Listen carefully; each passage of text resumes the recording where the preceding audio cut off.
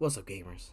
Welcome back to another Yu-Gi-Oh video. I'm here today talking about the Mulcharmys. So, if you aren't aware, Konami revealed a third Mulcharmy in the name of Mulcharmy Nihilus, and now we have three of those bad boys. And of course, there's a lot of discussion about these guys. Obviously, people are calling them for quick bans. People are calling them the no max C's, which I don't. Excuse me. I don't think it's true. They are not max C's, they are min C's. So, let's go over them real quick. So, Mulcharmys, they have the following stipulations between all of them. You have to control no cards in order to discard this card.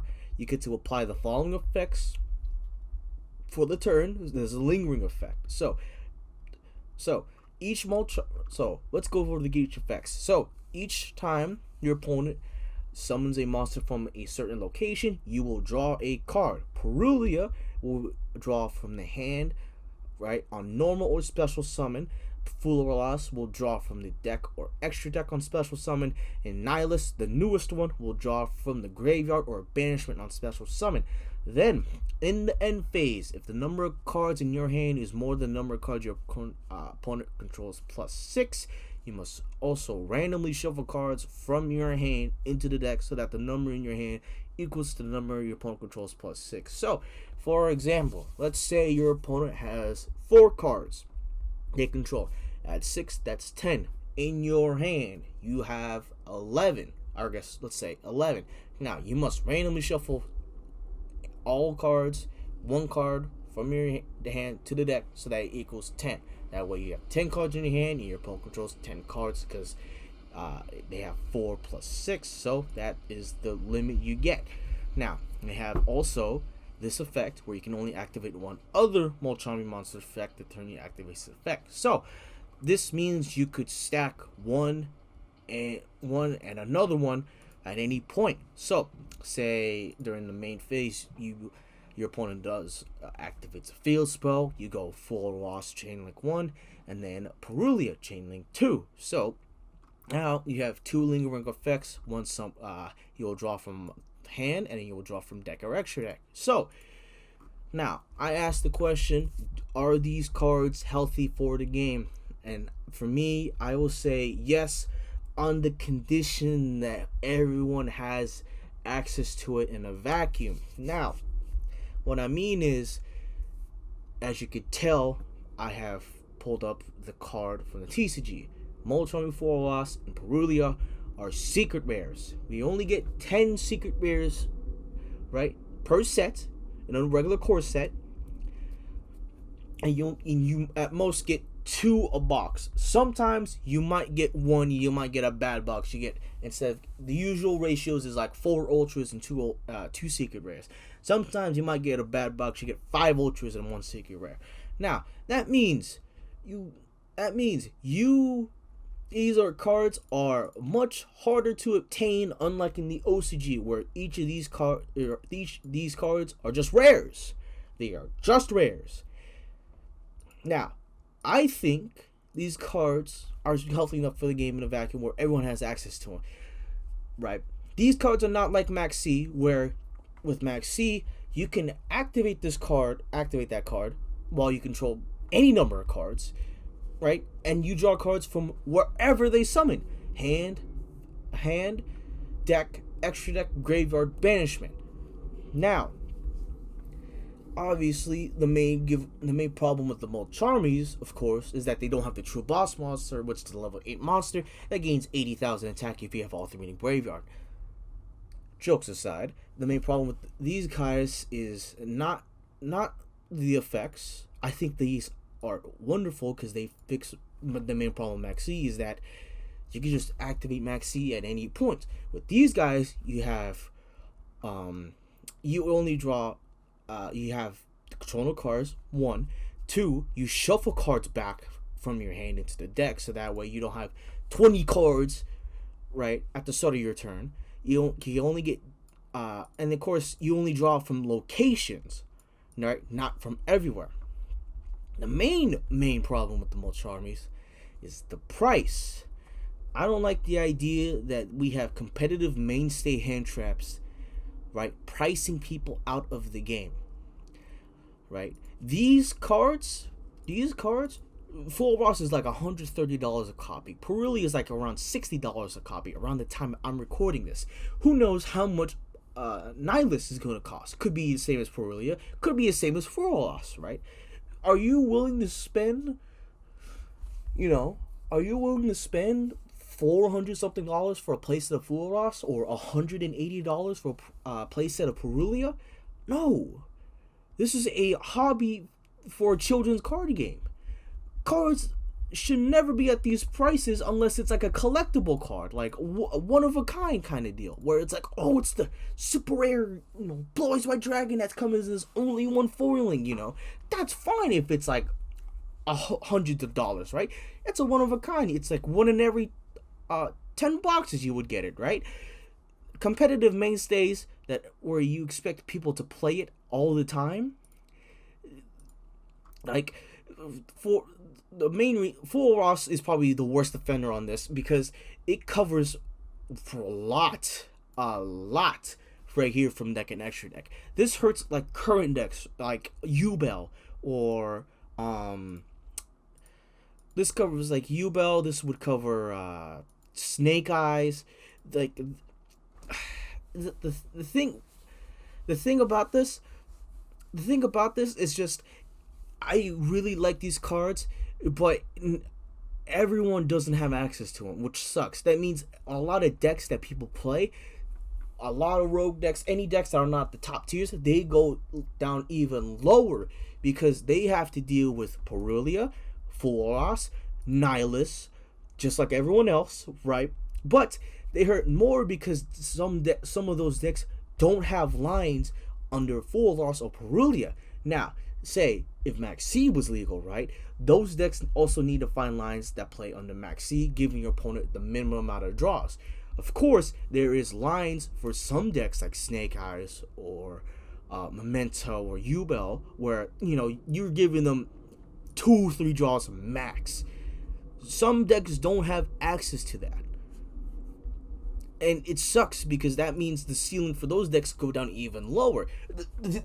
It's already low as is, but now it's just right. Now, of course, these cards are bad in a way that it warps the meta around itself. It sucks because it kills some of those decks while other decks gets to prosper. Like Memento, for example, right? If you get hit by Pirelli and Full Ross, you're giving them 2 draws max because they don't really go into the extra as much as people think. They give them 2 draws maybe because you go through both the fusions, and that's it, really. A lot of this, right? And of course, this one will hurt it a little bit more, but they don't really care about these as much. They should be more worried about Dimension Shifter, but that's a different card in talk or rant that I'll get to one day, maybe.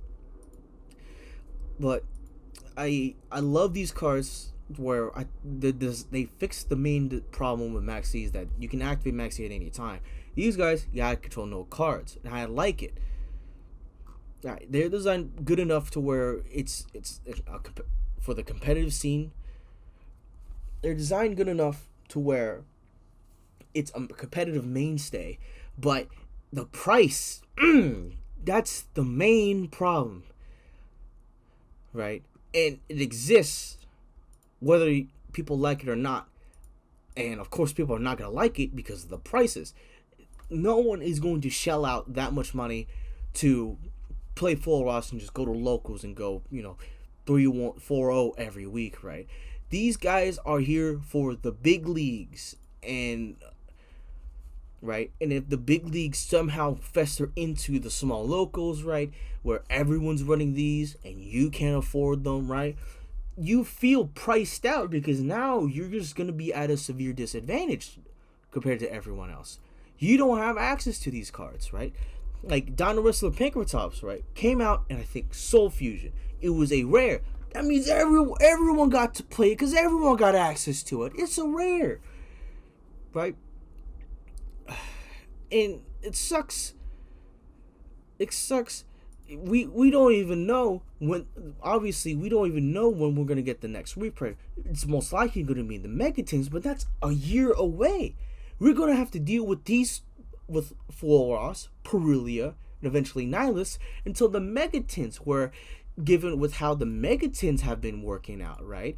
They printed out all the chase cards as the Permatic Secret Rare, and you only got one a year, one per pack, right? So if you got a bloated Megatin, right, where there's like 100 something secret rares, and these guys are secret rares in it, good luck to you. I wish you luck on that, because that's just not only horrible business, that is just predatory business designs where you kind of have to spend, try to at least gamble for it, right?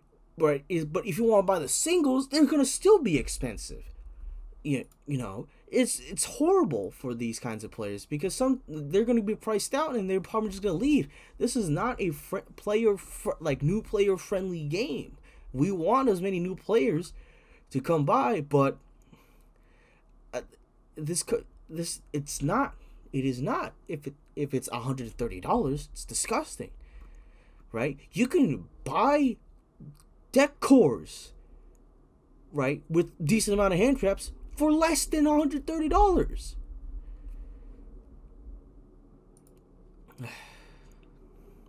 It's horrible. But right. But of course, with how the meta is right now, there are decks that can play under these conditions. A really good one would be Centurion. You're giving them one draw, maybe two at most with Full Ross. Right? That deck itself plays excellently well under this card, and Shifter, and Perulia, and Nihilus. So that's right. But the problem with that is some decks can't play under those conditions, right? But Centurion can. It's just that's just my main concern. But I think I wish it was easy enough to separate the effect of a card, or I guess the effect of a card that had of how it warps the game itself from the price. You can't, because if you mention a card, you're gonna immediately mention the price for the card, right? Like for example, let's say Thunder Dragons, right? You want to play Thunder Dragons back in 2018, 2019, right? I was like, oh, sweet. Can't wait to play Thunder Dragons. Colossus is $200-something. You willing to play one of the best decks of that format, right? For $200 a copy on Colossus? No, right? But now, 5 years after the bans, unbans, limits, and things like that, right? You can now spend maybe $6 for the Megatin reprint, right? And go play TOS format like it's 2019. You can, right? Because now you could separate the price from the effect of the card. Now, I guess Colossus is probably the worst example I chose for that, because Colossus on its own is a walking mistake, right? But the dynamic that a card creates is going to be gets a lot more attention about those who can afford it versus how it affects everywhere else, right? And yes, you go to your locals and you got like the two best players, going neck and neck with each other, and they got they got their place at a Full Ross, they got their place at a Perulia, right? But how is it going to feel when you play against one of the top dogs and you don't got access to that? All they got is Ash, right? And yeah, you could play cross out to negate your own Perulia or Full Ross, but that also means you got to shell out for that, for just the one copy. You want to play $130 for one card? Ridiculous. It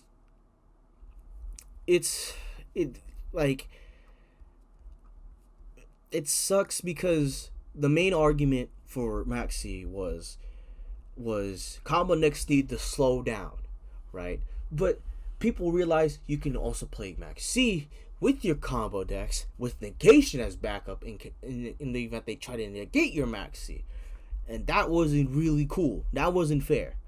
Now, they actually made the going second Max C with a lot more conditions that is a lot more fair. What isn't fair is the price, and it sucks. Now, to answer my own question, again, do I think these cards are healthy enough for the game? Design wise, yes, but pricing wise, no, because everyone is going to feel priced out when they don't have the competitive mainstays for even for your casual decks. They don't have access to these cards because now their deck's gonna feel less and less intriguing to them because, like, damn, I lose to Fualas, damn, I lose to Perulia. You know, they're adding a bunch of other things on top of like what their deck is good at, what is bad at. Right.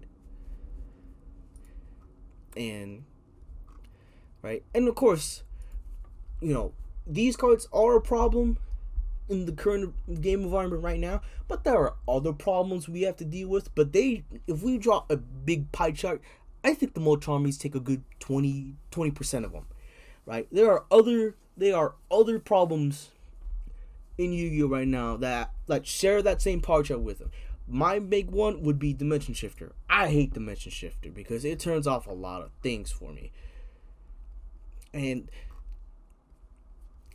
it sucks the way how Konami prints cards here in the TCG compared to the OCG, where some cards get multiple rarities. They can come in Super, Secret, Ultra, or Ultimate, right? But the Mulcharmys only are here in rare, but they're dirt cheap. It sucks that we only get them at the highest rarity, at the most expensive prices, and it's like, I want to keep up with this game, but I can't really keep up with this game if I'm getting priced out every other core set. And it sucks, right? And, you know, there are going to be people who say, why don't you just wait for the reprint? That's a year away. At this point, my, you know, tier 2 deck is going to go from 2 to, like, below rogue status, you know? And, like, what decks benefit from these cards? Oh, these cards benefit if you can go first and you can go second without a care in the world, right? Like Tenpai, for example, the most toxic going second deck in the world. Tenpai, you drop one of these bad boys and you just wait for your opponent to do stuff, right?